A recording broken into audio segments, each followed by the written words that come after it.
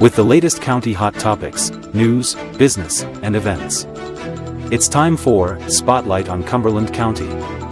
Now let's join our host, Commissioner Victoria Groetsch-Lods.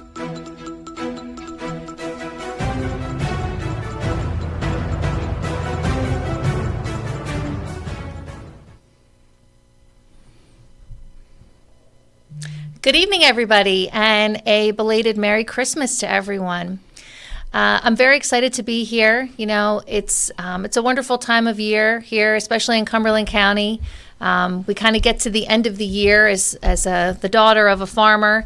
It's nice to kind of get to the year and sort of reflect on how well we've done in the season and kind of, beginning to plan for next year. And here in Cumberland County, we have a pretty exciting year ahead. And I have my guest here, former Senator Nick Asselta, who shares in sort of the revelry, really, of, what the excitement that's to come here in Cumberland County and what truly a new age it is going to be in 2024 here in one of our southernmost counties. Well, it's another great year. The last few years have been very productive, very successful due to the fact that Senator Testa has created a great program for this for the Republican Party to move forward and to gain support, and they've executed well. And you were all part of that execution team by winning last year and taking control of the board, the majority control, and this past year having won more seats, three more seats, has made this board a 7-0 board, which is the first time, I think, in history. In the history of Cumberland history, County, right? Yeah, for sure. And we've had a few years in Cumberland County where we've had Republican leadership, we've had Republican control, but just for singular years. And as I can surely attest to, and your time in public office as well, you can attest to this, it's very hard to get things done, turn things around in 1 year, just as you're kind of discovering what truly the issues are and everything that there is at hand, and then kind of beginning to plan and execute your vision. Sometimes it takes a year or two. And as you said, certainly Senator Testa has done a great job in 2019 flipping the 1st District, which used to be your district. And it was a Republican district for a long time when you were in there as Assemblyman and Senator. How long were we a fully Republican district? I know just it goes about back forever. to I think just about forever. There were a few Democrats that pierced that legislative team, one being the former mayor of Millville, Ed Salmon, and Jim Hurley. Jim Hurley was a Millville Republican, but as far as Democrats on the legislative team level, it was Ed Salmon, and also Jeff Van Drew then was a Democrat for years out of Dennis Township and Cape May. So it was a long time before really, like you said, I guess Senator or Assemblyman then, Jeff Van Drew. No, he took over as Senator. I apologize. Right. Kind of pierced into the district, and we've seen truly a Democrat control. And we have Cumberland County is truly a mixed county. We see Republicans, Democrats, Independents, but I think you and I are students of politics. And I know Mayor Quinn shares that too, and we like to sort of study and see, what are the paradigmal shifts and how are people thinking and feeling and how are the economics and sort of the national radar, how is that affecting people here on a local level? And certainly we're seeing that shift happen, and it's been happening, I think, since 2019 down here in South Jersey. Yes, Cumberland County has a 2.5 to 1 ratio advantage on the Democratic side of registration, but the independents really account for more votes on either party side when you combine it. So you're always trying to capture that independent vote and what they're thinking, what means more to them in this county. And it seems and appears that national politics has played a tremendous role in having this reversal happen here. The Biden administration has done things that our county residents haven't agreed with, and most importantly, our independent county residents haven't agreed with, from gasoline all the way up to the border that is eventually going to come home to roost here in Cumberland County. It's already affecting the city of Philadelphia. So sure, and I think a lot of people have rejected, partisan politics, but this lately anyway. But this kind of goes beyond that. And as you said, sort of the immigration that's happening here, which, you and I are children of immigrants that have come to Cumberland County. I know you have a ton of history and paperwork, and you and I both love history. But I have just still the paperwork from when my great-great-grandfather came here from Italy at 15 years old. He worked for 2 years on the farms, and agriculture had to have a sponsor back then. And we have all that paperwork, watching that kind of trail that people were writing, yes, he has a place to live. Yes, he has a job. And within 2 years, actually built our family homestead. So I'll give a little shout out to my grandfather, John Brady. He's one of the biggest Quinn Show fans. But that was his grandfather. And, we've seen, immigration is part of the American dream. But when we do it with follow-up and follow-through and planning, and I know that we've seen a lot of changes recently, especially within our school districts. I'm an 8-year teacher at Bridgeton High School, and now I'm very proud to be a Bolt, which is a former graduate of Vineland High School. It's tough to wear the orange and blue sometimes, and I've embraced it. You've touched every base in the county here. Right. Well, because there's something special in every corner, really. And I do love it all. But we saw that sort of shift in the student population coming in Bridgeton, and just it's not even about makeup, but about growth, exponential growth in number of students that needed to be served with the limited resources we have. And now we're seeing that happen here in Millville as well. We're seeing, such a growth in students and a high need of ESL services, and things that we aren't really prepared for just yet, and we're having to kind of work really quickly to prepare.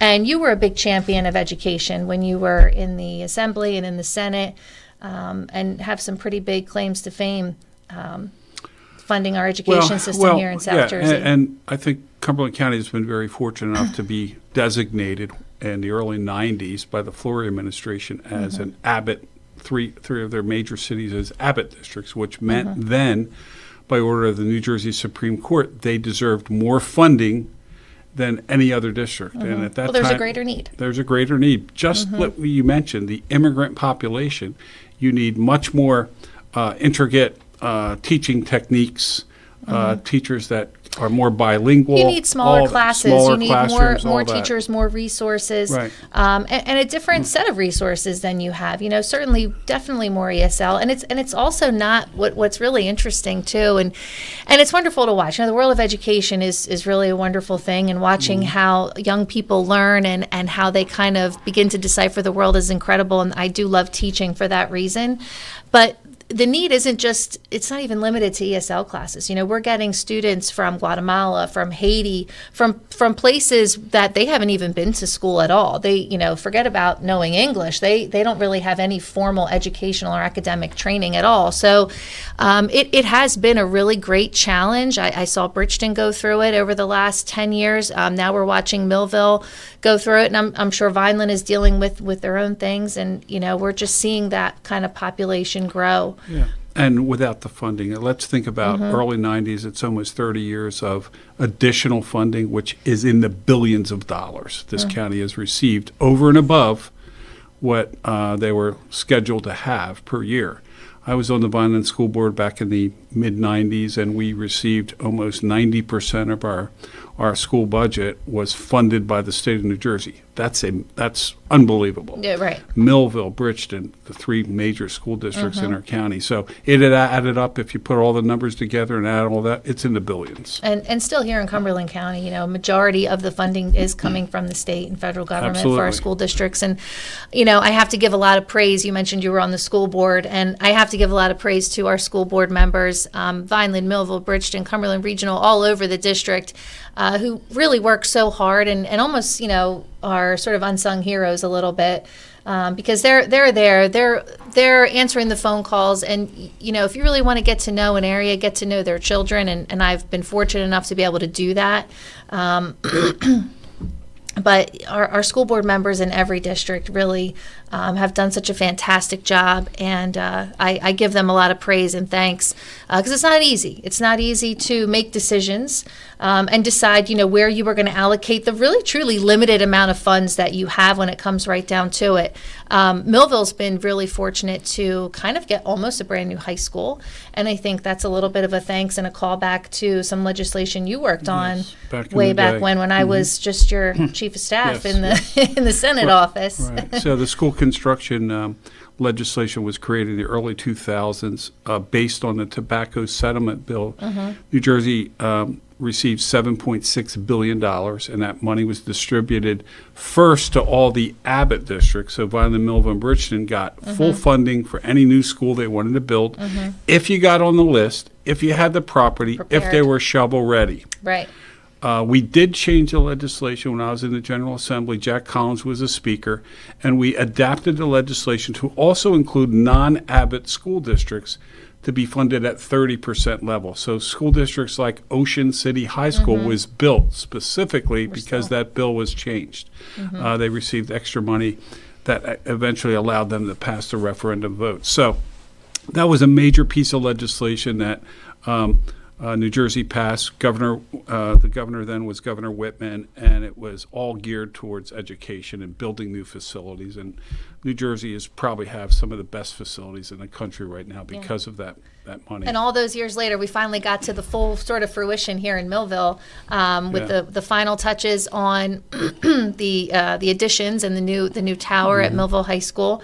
We're all finished up this year, and we had our ribbon cutting and our grand opening of the Performing Arts Center at Millville High School. So we don't have to go to Lakeside anymore, which is a wonderful facility, but certainly Lakeside was originally where they wanted to spend their money, and they had the option. The Millville School Board then decided to spend money and refurbished Lakeside.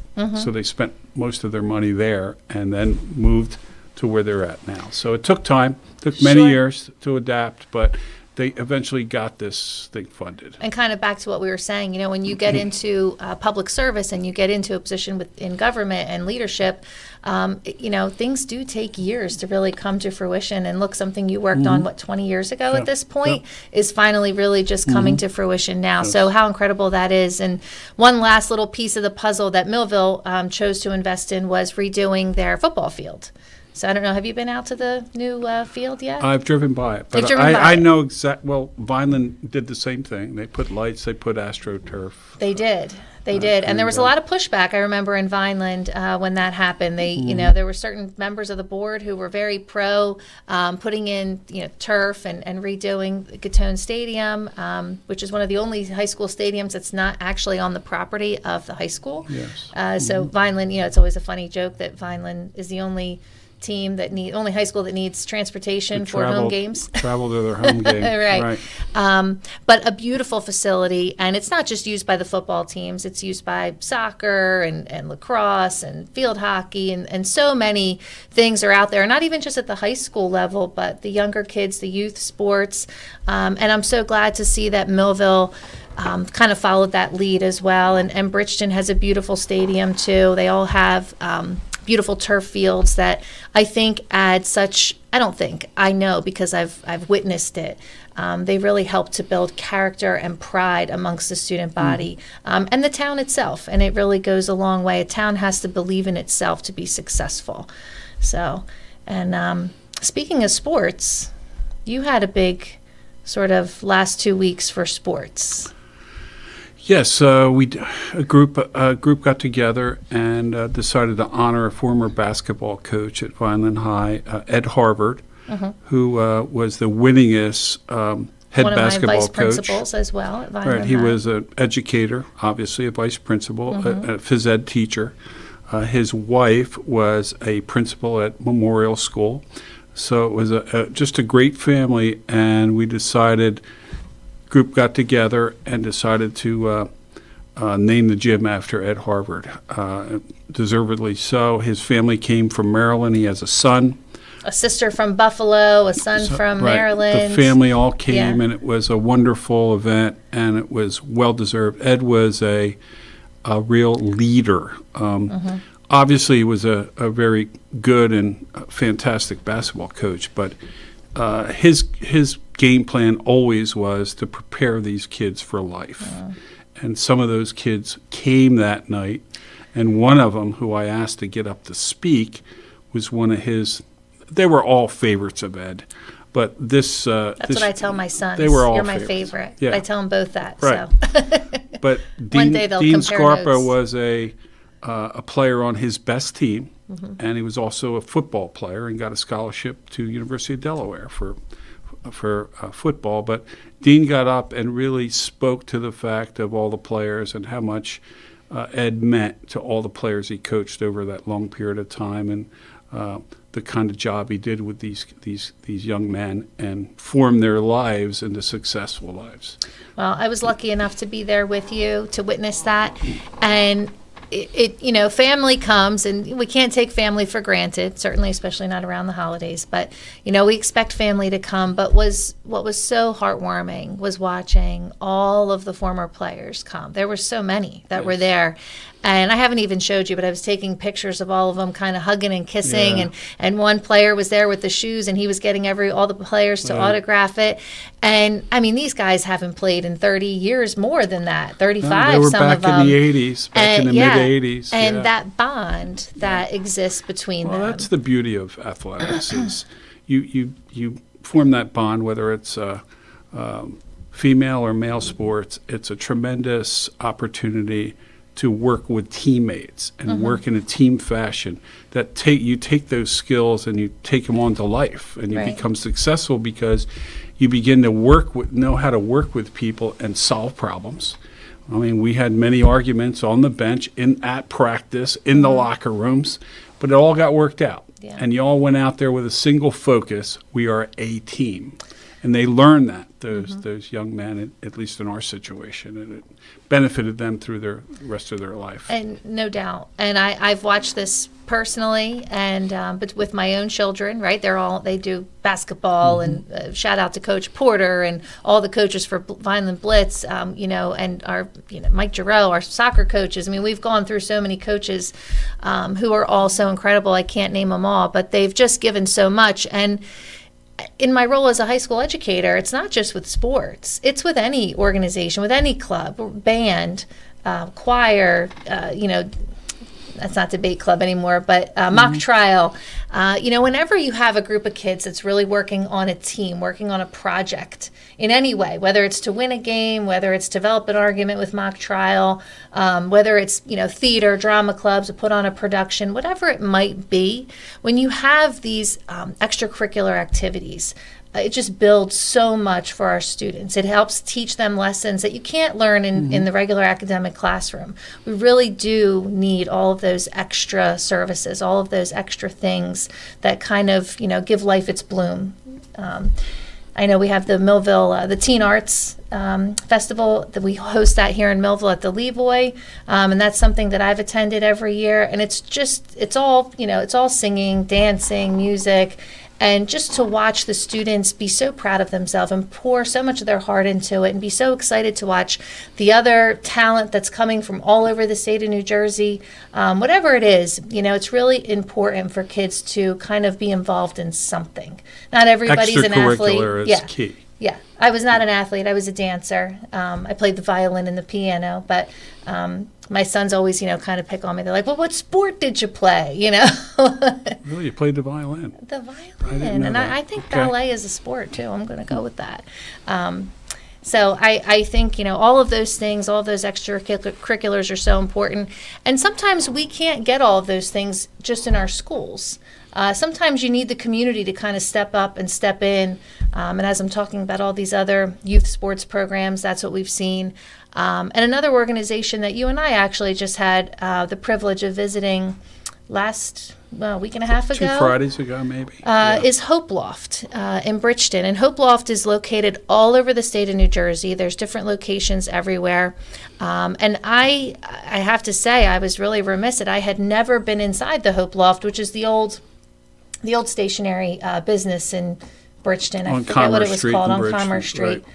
The name is escaping me right now, but I know all of my Bridgeton friends know exactly what I'm talking about, and they're probably screaming the name, at us. But such an incredible operation that they have there, where they're offering, woodworking, they're offering mechanics, steamworks. They're using the steam building next door. They've also purchased the bakery. Just so many exciting things. And I think let's take a little break, and then I guess we'll talk a little bit more about all those extra services when we come back. Yep.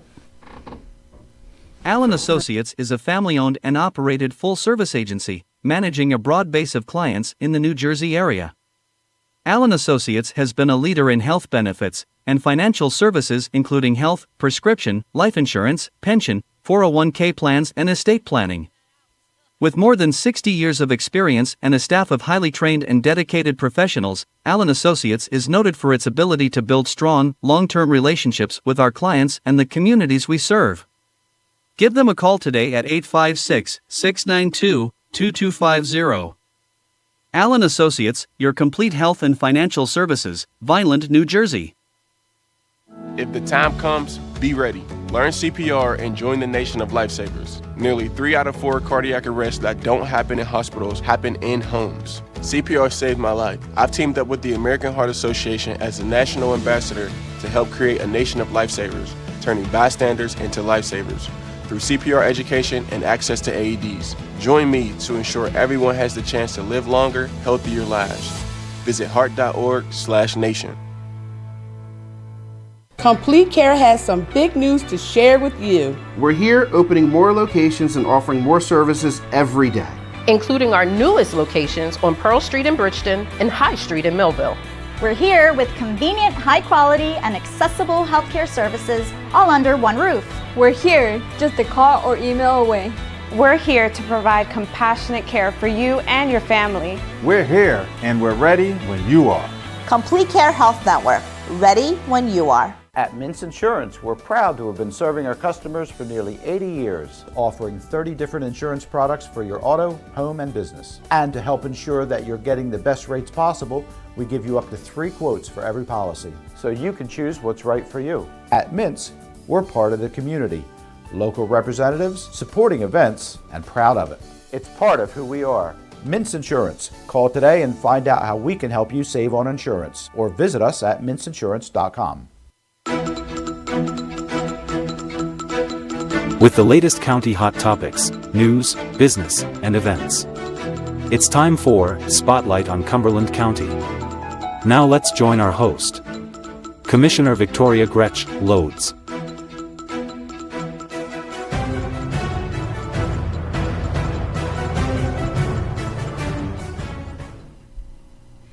Welcome back, everybody. It's Commissioner Victoria Groetsch-Lods here with former Senator Nick Asselta. And we're just kind of doing a little recap on the year in review, right? That's what we do. And at this time of year, we sort of do a little reflection, right? Where have we been? And planning, where are we going? And I think that this year, every year is important, certainly. But here in Cumberland County, this year is really, truly important. And it's kind of a pivotal year. This is, as we were talking earlier in the show, this is the first year where we've had a 7-0 Republican Cumberland County Commissioner Board, really in the history of Cumberland County's government. So that's a very unique thing. Yes, we've had Republican leadership at the county level a couple different times for singular years, but never sort of what we have right now. And I think it's really important that we get it right. And that, we've been given this sort of high privilege, really. It's a privilege to put your name on a ballot and ask people to vote for you and ask for their confidence in your leadership and your ability and your vision, and make sure that it reflects the people that you represent, and not just, where we're going, but also reflects our history, kind of where we've come from. And I think we were talking a little bit about Hope Loft, and I we'll talk a little bit more about the services they offer, but history is so important, and that's something I learned from you, working with you for almost 25 years now. Yeah, and let me just add, there's probably no one more qualified to do this job on the county level. than you. You've touched all the bases. You've checked all the boxes during your career. You did it the right way. You began at the bottom in the political world, in the legislative office, doing all the menial things that some offices require you have to do, constituent services, communication, and you built yourself into understanding what's most important in public service. That's helping people. You do that. You're excellent at that. You have the ability to understand an issue and solve it, and that's the whole key with elected officials today. Some of them don't have the wherewithal or the ability to solve a problem. They identify it and they'll point it out, but they don't have an answer on how to solve it. And I think that's what voters are looking for, people that can solve problems, especially today. It's getting more and more difficult out there to raise a family, to earn a living, and you are very qualified to do this job and to do any job you so desire in the future. Thank you very much, Senator. I appreciate that. But that, it is important, I think, in any role that you're in, as you move up in any career and in leadership, that you have to be chief cook and bottle washer. We had a good friend that used to come in our office, and he would say that to us. But watching my family, everybody working in their own small businesses, the oil business, tourism, hotel, motel, farms, agriculture, you have to know all the jobs of the entire operation. And you have to be able to do all those jobs, and you have to be able to guide those under you to do those jobs. And absolutely, you have to be able to problem solve. It's not always about just making decisions, because you can't it doesn't matter if you're making a decision if it's not a good one, and if it isn't based in good problem solving techniques.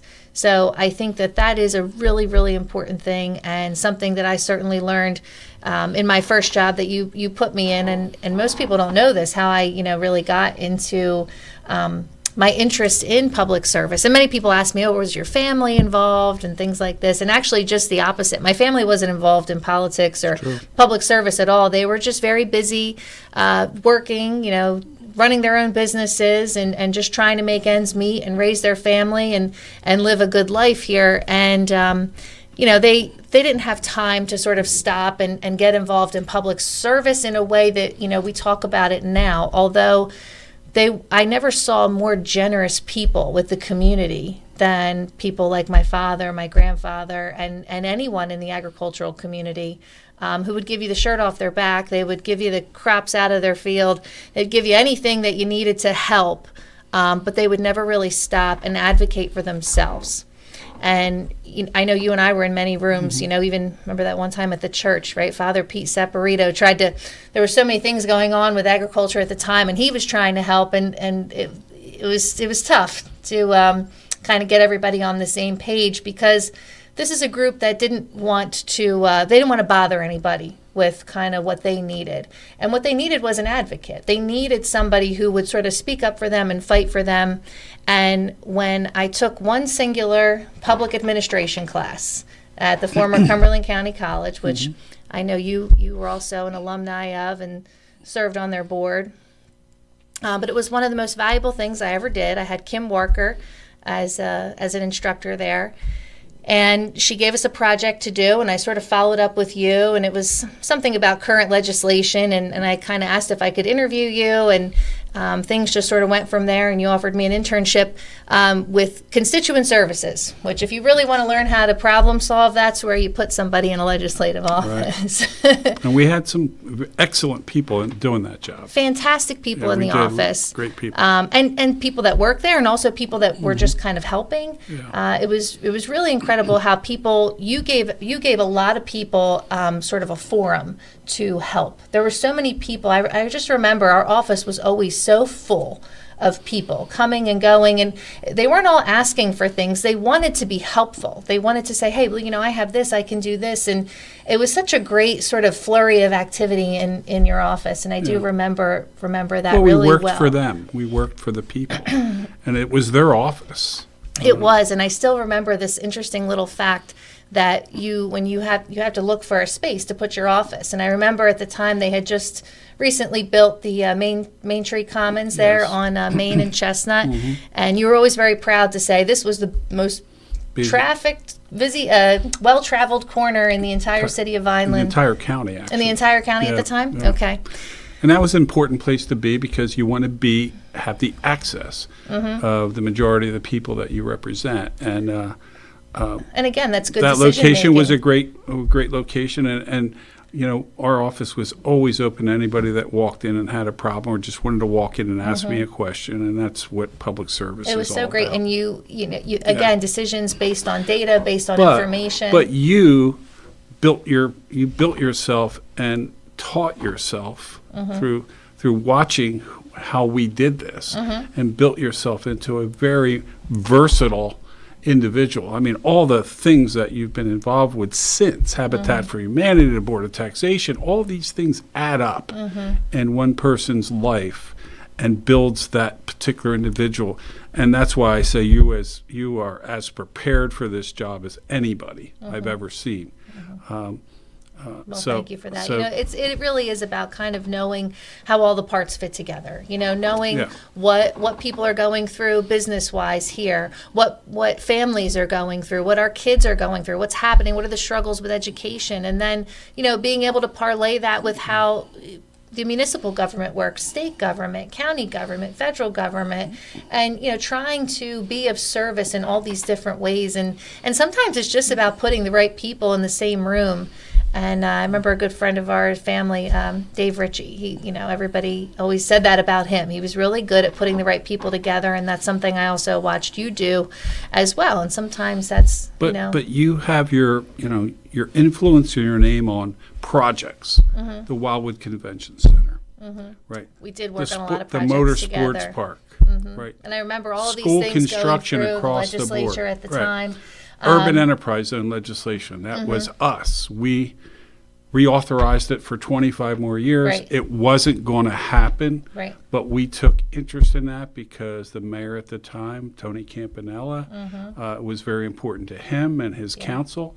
And you were all part of that, and you watched how these negotiations happened. Absolutely. Whether it was out front on the Assembly or the Senate floor, or in the back room talking to legislative leaders. The behind-the-scenes conversations, and who was thinking what and what concerns were being raised. Because sometimes, and I've learned this so many times, and that's something, that's a great example, right? Who could be against UEZ? Who could be against, a lower tax rate? That sounds great. And no matter what the issue is, and no matter what the project is, as great as it might sound to someone, it's going to sound terrible to somebody else, for another. And these projects are ongoing, and that the Cape May desalinization plant, the first one in the nation, was built in Cape May under our legislative team's guidance and people like you in the office that helped us gather the information to sell it to DEP and to sell it to the governor's office that we needed to build this plant. Right. Now that plant is still operating and is going to be improved upon and built a brand new plant alongside it.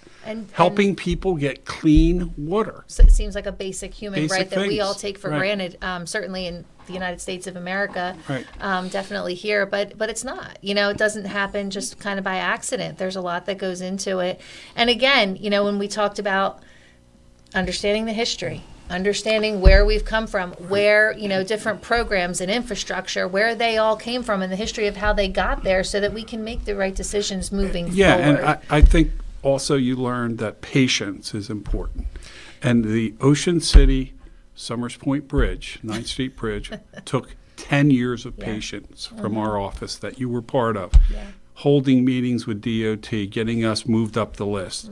That, at the end of the day, was the single largest project that the Department of Transportation ever has built in New Jersey.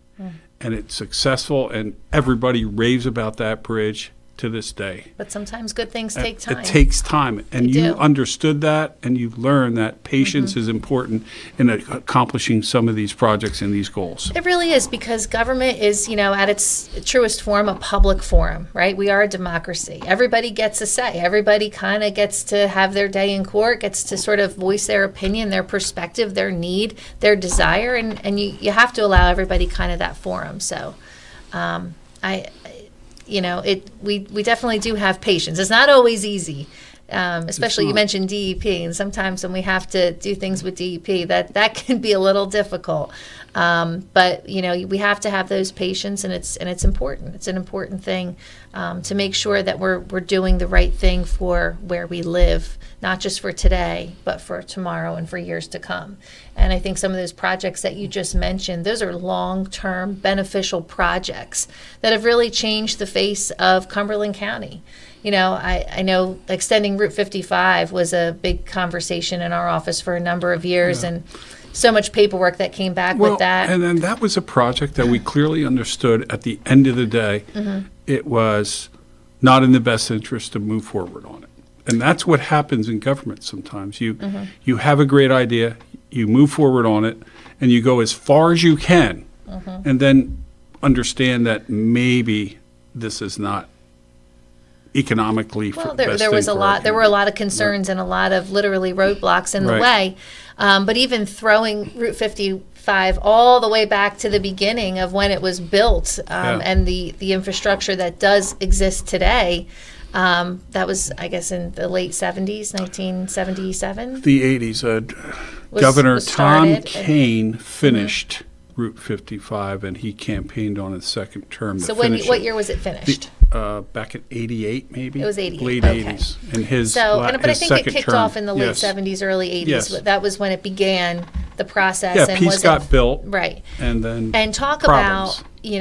about patience with infrastructure, right? So that's, gets finished in the late 80s.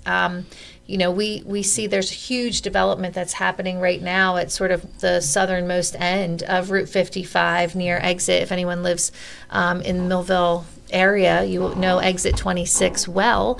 But there's huge infrastructure that's getting built there right now, with a golf course and, why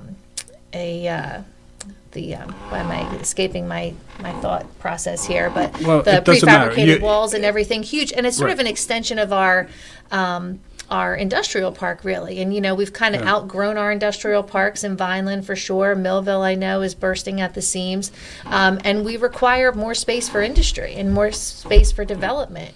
And we see, almost 40 years have gone by before that development is happening, because people recognize the availability of space and access that road provides. Oh, absolutely. That road opened up our county, and to this day still helps us develop. Every cloverleaf, every exit that's created off of there spurs even more development. And Vineland and Millville has taken advantage of it tremendously and continues to. But that's an example of what infrastructure can do for a county that is struggling. Sure, and we saw what it can kind of the haphazard effects of that, right? Because we saw Route 55 sort of circumvent the city of Bridgeton, for instance. There's really no direct route from Route 55 to Bridgeton, and we saw Bridgeton was, in its heyday, a hub of manufacturing and activity, and sort of as that development and progress and infrastructure was built elsewhere in the county and kind of circumvented Bridgeton, we saw them really face some challenges there. Yeah, it's a history of having a river in your town. In the past, rivers were important for moving products. Right. Then it became, do you have a train line in your town, which Vineland had, and now it's Route 55 infrastructure highway. And the last piece of that puzzle is an information highway of even greater and needs. Transportation. Let's not forget public transportation, which is a focus of ours, I know, in the county. So we'll talk about some more of the good things that are to come in 2024 in Cumberland County when we get back from this short break. Allen Associates is a family-owned and operated full-service agency, managing a broad base of clients in the New Jersey area. Allen Associates has been a leader in health benefits and financial services, including health, prescription, life insurance, pension, 401k plans, and estate planning. With more than 60 years of experience and a staff of highly trained and dedicated professionals, Allen Associates is noted for its ability to build strong, long-term relationships with our clients and the communities we serve. Give them a call today at 856-692-2250. Allen Associates, your complete health and financial services, Vineland, New Jersey. If the time comes, be ready. Learn CPR and join the nation of lifesavers. Nearly 3 out of 4 cardiac arrests that don't happen in hospitals happen in homes. CPR saved my life. I've teamed up with the American Heart Association as the national ambassador to help create a nation of lifesavers, turning bystanders into lifesavers through CPR education and access to AEDs. Join me to ensure everyone has the chance to live longer, healthier lives. Visit heart.org/nation. Complete Care has some big news to share with you. We're here opening more locations and offering more services every day. including our newest locations on Pearl Street in Bridgeton and High Street in Millville. We're here with convenient, high quality, and accessible healthcare services all under one roof. We're here, just a call or email away. We're here to provide compassionate care for you and your family. We're here and we're ready when you are. Complete Care Health Network, ready when you are. At Mintz Insurance, we're proud to have been serving our customers for nearly 80 years, offering 30 different insurance products for your auto, home, and business. And to help ensure that you're getting the best rates possible, we give you up to 3 quotes for every policy, so you can choose what's right for you. At Mintz, we're part of the community, local representatives, supporting events, and proud of it. It's part of who we are. Mintz Insurance. Call today and find out how we can help you save on insurance, or visit us at mintzinsurance.com. Allen Associates is a family-owned and operated full-service agency, managing a broad base of clients in the New Jersey area. Allen Associates has been a leader in health benefits and financial services including health, prescription, life insurance, pension, 401k plans, and estate planning. With more than 60 years of experience and a staff of highly trained and dedicated professionals, Allen Associates is noted for its ability to build strong, long-term relationships with our clients and the communities we serve. Give them a call today at 856-692-2250. Allen Associates, your complete health and financial services, Vineland, New Jersey. If the time comes, be ready. Learn CPR and join the nation of lifesavers. Nearly 3 out of 4 cardiac arrests that don't happen in hospitals happen in homes. CPR saved my life. I've teamed up with the American Heart Association as the national ambassador to help create a nation of lifesavers, turning bystanders into lifesavers through CPR education and access to AEDs. Join me to ensure everyone has the chance to live longer, healthier lives. Visit heart.org/nation.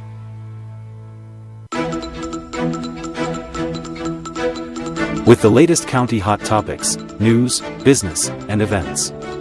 It's time for Spotlight on Cumberland County. Now let's join our host, Commissioner Victoria Groetsch-Lods.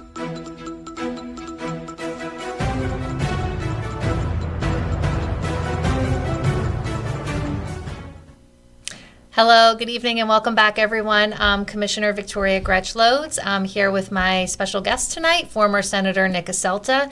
And Nick, we're talking about history. You and I love talking about history, with generational families so deeply rooted here in Cumberland County for both of us. We've always talked about that. And my joke is always, if we talk long enough, we'll figure out how we're related. And I think it took you and I about 20 years to figure that part out when we talked to your cousin, Trish Asselta. Yes. And she said she was related to the Smignatos. And, you were the longest person it ever took me to figure out how we're related. But that's always a fun thing, a fun game we play here in Cumberland County. And it's something I'm very proud to be part of, and very proud of my family, very proud of our history and the roots that we really literally have here as an agricultural family in Cumberland County. 5 generations on the same family farm, Nick. And, I always love when people ask me, well, what's the family name? In Cumberland County, I always want to know the family name. And I love to tell them that the name doesn't matter because it's changed with every generation, because our family farm is a matriarch. It's gone from mother to daughter for 5 generations. So it's, been the women that are kind of been holding it together and holding those values together. And I think that's an important thing to recognize in this day and age, is that, women are a lot of the leaders of our families and sort of, the head and the direction of families, of guiding our children. We're doing pretty good for ourselves. We talked about Cumberland County was a manufacturing juggernaut back in the after the war. Actually, during the war, there were companies in the city of Vineland that manufactured war materials, trucks and jeeps. After the war, it became a mecca for food processing, clothing, other goods and services. Glass, of course, glass, probably the major one because we had the silica sand and the raw product. Right. And at one point, Cumberland County in the 60s was the wealthiest county in the state of New Jersey. There were more millionaires living in Cumberland County. According to a magazine my father showed me when I was a young boy, look at this. And a lot of that was attributed to, I believe, Port Norris and, what we consider sort of the southern more parts of Cumberland County. Well, the with fishing the oyster aspect industry. there too. It was all contributory. And, and obviously we've come on slowly but surely. Those industries have left, have gone south, have gone to South America, have gone to the Asian Rim, manufacturing-wise. So, because maybe transportation infrastructure didn't meet their needs. They're gone. Right. Yeah. We didn't have Route 55 at that time. That's why 55 came a little too late. But we pivoted and readjusted. So what leads me to want to understand is on the county level, what is the plan that the county is producing to try to get us out of this? We are the worst county in the state of New Jersey right now. And this is what has really spurred me to, put my name on a ballot the last few years and take a position at the table here in Cumberland County because I've watched such a great area. I was a student of my grandparents. I watched my grandmother. I remember at 8 years old, I thought she knew everybody in the world because anywhere we went, she knew their name, they knew her name, and she would sit and have at least a 10-minute conversation with them. So my favorite thing was to go and order meat with her at Casey's Market. But that's besides the point. Just loving a place so much and knowing how great things were, what the heyday was here, and watching those businesses, those industries slowly sort of kind of disappear and leave a little bit of a ghost town in our downtowns and in our industrial parks. And in our families, honestly, we saw families leave. So many families that used to live here, kind of went to Cherry Hill or went down south. They left looking for a better quality of life. And that's what I wanted to bring back here because I have two sons. They're 12 and 13. And we've been very blessed to be able to have 5 generations of our family stay here. And I'm hoping that we can continue that trend. So selfishly, I want to make life better for New Jersey families and Cumberland County families so that kids like my kids don't have to leave. So that people I went to high school with, cousins, friends, neighbors, that they can also stay here. And, we had a really disturbing article that came out last year that said that Cumberland County was worse than most parts in Appalachia. And, when that article came out, Nick, it was like a dagger to our heart because this is a place I love so much. I'm glad it came out. I'm glad it came out because it identified failed leadership for years. You're talking about the 70s and Route 55 and how things were deteriorating before that and continue to. And now we're in 2023 and we're still talking about nothing's been done to kind of improve these things. Nothing's been done to improve quality of life here in Cumberland County. And that's simply unacceptable. So my pledge in my position of government service here in the county is to address these issues. And that's why I'm here. That's why I've asked for this office, is to begin to work to address these issues for the future of our county. So our kids, so our families can have a great quality of life that you and I and our parents and grandparents all enjoyed here, and worked so hard to create. We want to keep that going. And a huge part of that is our educational system.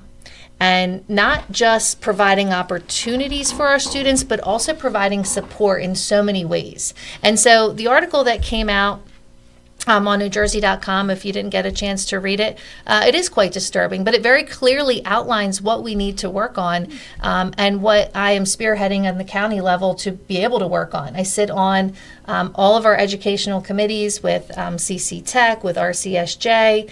Obviously, I'm very involved in the public school systems, and so we want all of these things to work together to empower people, not just our students, but even our adult education, to begin to provide those opportunities. So, the first thing we're looking at is corrections, right?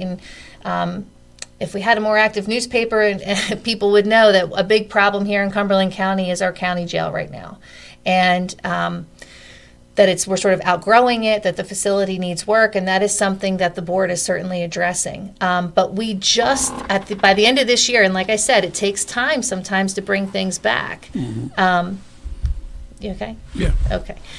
Sometimes it takes a little bit of time to bring things back, but we just partnered with RCSJ and Salem County to bring back our adult education in the Cumberland County Jail. We haven't had adult education in the Cumberland County Jail for years. So, when we talk about... That's an important component, too. Absolutely, of absolutely. The correctional method. To put reducing these people, recidivism. put these people back on the street with a skill set of some sort. Absolutely. If something went wrong, we want these people to exit and be successful, functioning, contributing members of society. And so, if we're going to hold them there, if whatever's holding them there, whatever's preventing them from going out into the world, we want that time to be useful to rehabilitate them and give them some sort of opportunity for a better future when they do kind of exit. So we've been working with RCSJ. We just brought back, and I'm so excited that we brought back our adult education and adult literacy programs back into the county jail. It might sound unimportant to many people, but it's a huge thing, because maybe you think that somebody in the county jail doesn't affect you, but when they come out, and if they don't have a skill, if they don't have an ability, if they're not educated and they can't work, are they on government assistance? Do they have a place to live? Are they homeless? That all affects our county. And if you've looked around lately, we see a lot more homelessness. We see a lot more poverty that's around us all the time, everywhere we go. So if anyone went shopping, this Christmas at the Cumberland Mall or near Target, certainly there we see people out there who are really suffering. So we want to make sure if somebody is in the correctional system, that they have those opportunities to build a skill, to build some kind of education, so that they can go back and reduce recidivism and be successful members of society. The other thing is starting a secondary education system. We have all of these middle school and high school pathways to college education. So we have a lot of our students that are graduating from high school with associate's degrees. They're already graduating with college credits. They're already ahead of the curve. The idea here, and what I've been working very closely with RCSJ and Dr. Keating with, who has been fantastic, is finding real solutions to the real problems that we're facing, the real challenges that we're facing. And a huge challenge has been that our students are entering college, but maybe not finishing. And so we have really worked very hard with the Board of Trustees, with Dr. Keating, with myself, and trying to put together programs that makes education very accessible. So maybe you don't have to go to college for 4 years. That's not for everybody. We know that. But what are the programs that are there? Can it be a 6-month program? Can it be a nursing program? So we have developed a whole amazing stair step. That's what I call it, the stair step program, so that education becomes accessible. So if you're only willing to commit 6 months to a program, you're still going to walk away with some kind of certificate, some kind of skill, something That's that exciting. It's amazing. It really is amazing. And we have Gear Up in our middle schools. We have the pathway to higher education in our high schools. So students are graduating with college credits already right off the bat. They have more availability to jobs than I had going to school for 2 years after graduation. So that is really kind of impressive. We have increased our Hispanic Serving Institute. We have a whole helmets to cap and gown. So there's a whole veterans program that's built into this.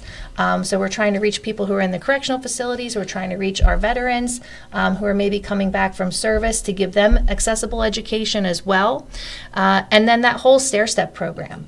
And I know you and I talked before about that 3+1 degrees. So students can take their 3 years and then go take it to another institute to finish that last year. RCSJ has also partnered with, I believe we're up to 11 other colleges and universities now that will take all the credits that they get at RCSJ. So that's huge. And what's happening is we're keeping our students here in Cumberland County. That's the goal. We don't want them to go away and then hope they come back. We want them to see opportunity right here in Cumberland County at RCSJ, We want them to be educated here. We want to bring the jobs here to say we have a skilled workforce. We have the skilled laborers here for you, and that's happening right before our eyes. And so I have patience, but I don't need as much patience as you might think, because this is happening really quickly, and I'm really excited about the partnership with RCSJ and Cumberland County. We have two really exciting things that we're working on right now, which is the College of Osteopathic Medicine. So we have our nursing program. That facility is going to be opened, I believe, at the end of, I think in February is when we're going to cut the ribbon on that. And we're also working on a College of Manufacturing. And that's huge. So this is, we talk about, we've talked about manufacturing businesses here in Cumberland County over the ages, and not everybody is not meant for college, and I know this very well. And that was a huge concern with, when CC Tech opened up, and, is it an academy school or is it a trade school, and, all that kind of stuff. And we want to make sure that we have something for everyone. Not everyone's meant to go to college for 4 years, 6 years, 8 years, whatever it is. Some people want to learn a skill. And so I'm really excited about the advanced manufacturing school that we are working on building right here on the RCSJ campus. So I think we've come a really long way, because I know I was a graduate of Cumberland County College, so were you. And you sat on the board of Cumberland County College. Yes, I did. And there was a lot of concerns when RCSJ wanted to come and take over our county college. And, as with any new idea, there's always concerns, right? Well, and I think the problem I had was the general public didn't have enough time to digest it, contemplate. The Cumberland County College was the very first county college in the state of New Jersey. It was voted in by the county residents back in 1964. Which is interesting how that how that concept emerged. happened. Yeah. And my argument was, I think the county residents and voters need to play a bigger role in deciding the future of this too, not just 9 board Because members of how on it was the board. established. Yeah. And again, you look at that history, right? Yeah. I mean, so we didn't give it enough time to let it percolate out there and to get enough input from the general public.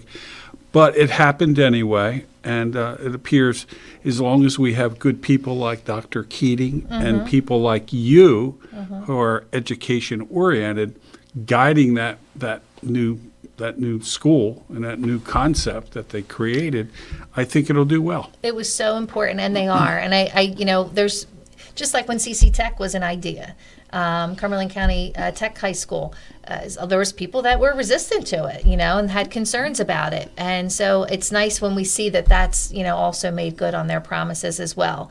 And I think we see the same thing now happening with RCSJ. And, and you're right, I am, really reaching in there with Dr. Keating, and he's been a great partner. And I love his personality, because he's, some people are, they're maybe think he's a little abrasive maybe, but what's happening is what Dr. Keating is doing is finding real world solutions to real world problems that we're facing here in Cumberland County. We have literacy problems, we have joblessness, we have lack of education, lack of resources, adult education programs, and he's identifying all those things and, really just working hand in glove with us to find solutions to those things in a multifaceted way. It's not just one way. It's not just about finding, financing for 4-year degrees, because that certainly doesn't fit the bill of what we need here in Cumberland County. We're a diverse county with diverse needs, with diverse people. Everybody is different. Everybody's needs are different. Their skill sets, their desires, their goals are all so different. And it's really great to be able to provide an institution that reaches into so many different areas of the county, and so many different kind of parts, to be able to reach everybody in their own way and meet people where they are. That's really what education is about. And I think education has changed so much since 2020. I don't want to say the C word, but it's changed so much. I think it's thrust education forward at least 2 decades of how everything changed. And so I'm really excited to be able to work with that and work with those changes and meet people where they are with their educational needs in Cumberland County. Well, let me end by saying thank you for allowing me to be your first guest Yes. on your show. And as I mentioned earlier, there's nobody better prepared to lead our county and to lead this part of the state than you. So Well, thank you so much, congratulations. Senator. Thank you for coming on. My I pleasure. want to wish everybody a very happy and healthy and prosperous new year in 2024. And I'm so excited that you all tuned in tonight, and I can't wait to see you all out there around the county. Have a great evening. This has been a QBC television production, in association with our partners and sponsors. QBC broadcasts on Comcast Cable Channel 22, and live streams its programming on Facebook and YouTube. All rights reserved by Quinn Media and QBC, programming that serves the South Jersey market.